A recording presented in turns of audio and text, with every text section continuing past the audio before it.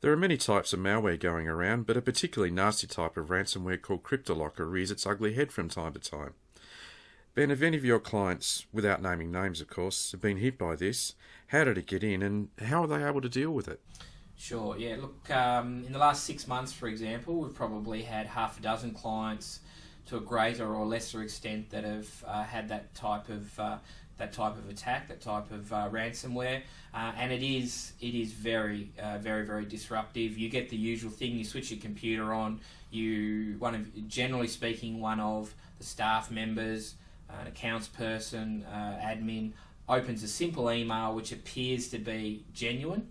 And all of a sudden they don't have access to their computers. They get the skull and crossbones pop up on their screen, or something quite malicious, and they can't access their own client database. And that's kind of honestly the best case scenario.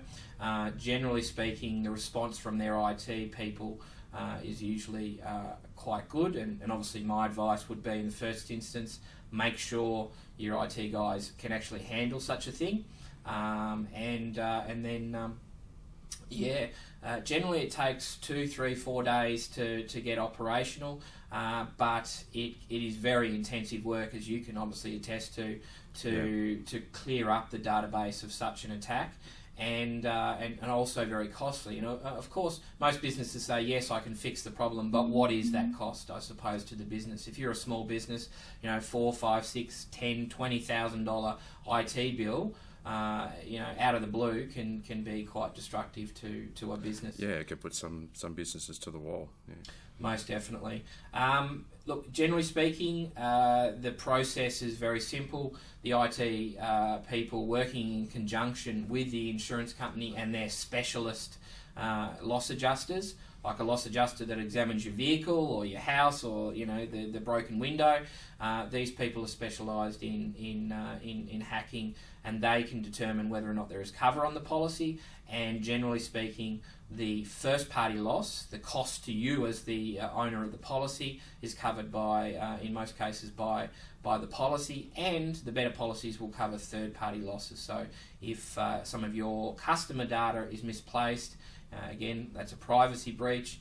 If private information is made public, the insurance policies will also cover third-party losses, so losses to your customer as well. So they're very good policies, and beyond the insurance policy, most insurers are working with specialists to try and mitigate losses when they happen, and they've got specialists all over the world who can handle claims.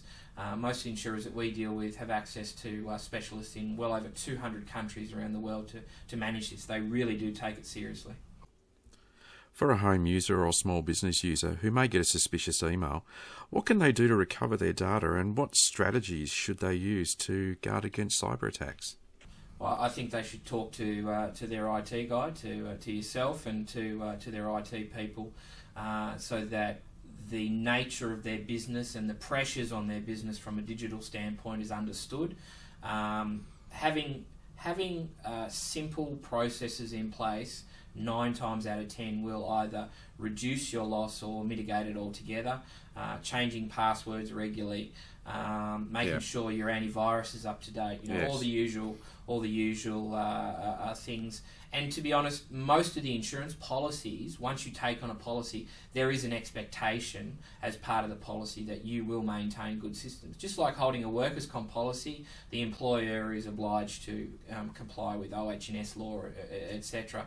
And so the insurance policy works hand in hand with your IT provider to make sure that risk management, risk mitigation is at the forefront.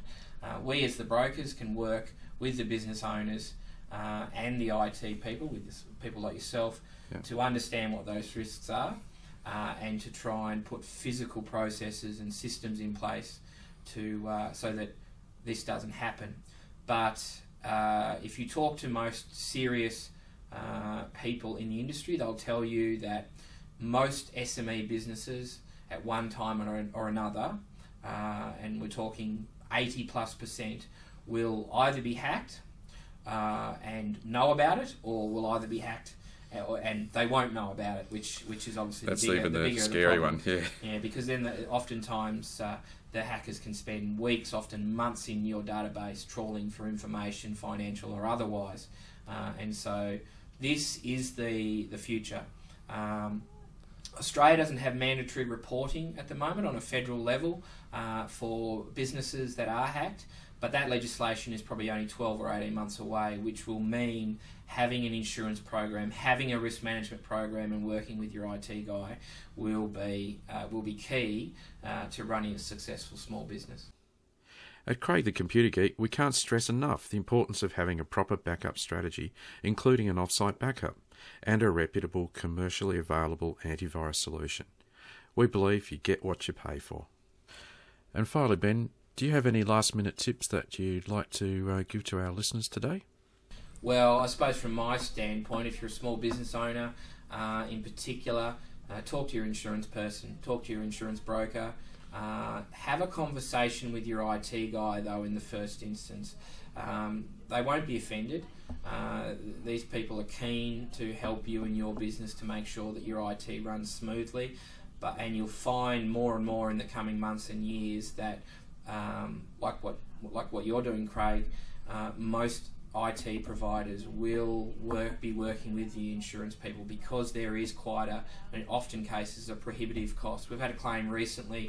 I was talking to an underwriter this morning.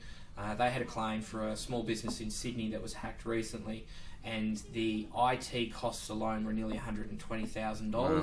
And client breaches. They were sued by a couple of their clients for breach of information, completely outside of their control. It was a well over $300,000 claim with legal costs, defence costs,